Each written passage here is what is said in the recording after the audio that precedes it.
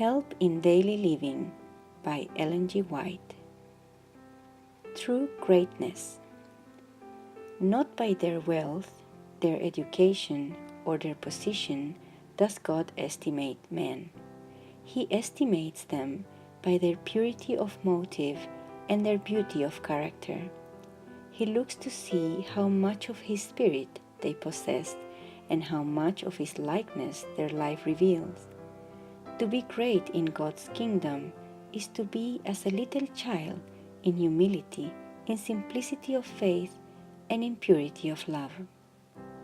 Ye know, Christ said, that the rulers of the Gentiles lord it over them, and their great ones exercise authority over them. Not so shall it be among you, but whosoever would become great among you shall be your minister. Matthew chapter 20, verse 25-26. All of the gifts that heaven can bestow upon men, fellowship with Christ in His suffering is the most weighty trust and the highest honor. Not Enoch, who was translated to heaven, not Elijah, who ascended in a chariot of fire, was greater or more honored than John the Baptist, who perished alone in the dungeon.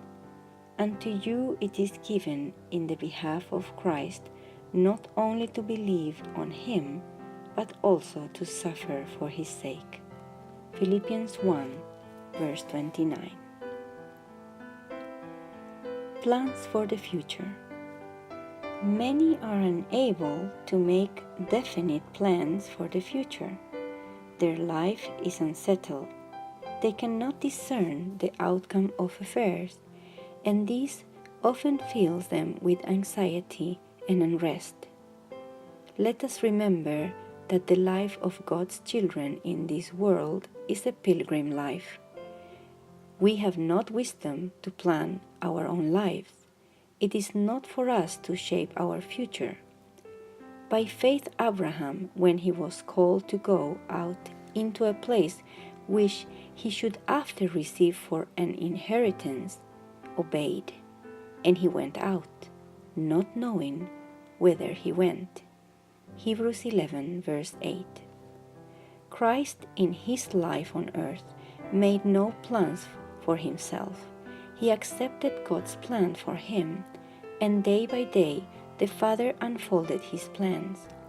So should we depend upon God, that our lives may be the simple outworking of His will. As we commit our ways to Him, He will direct our steps. Too many, in planning for a brilliant future, make an utter failure. Let God plan for you. As a little child, trust to the guidance of Him who will keep the feet of His saints. 1 Samuel 2, verse 9.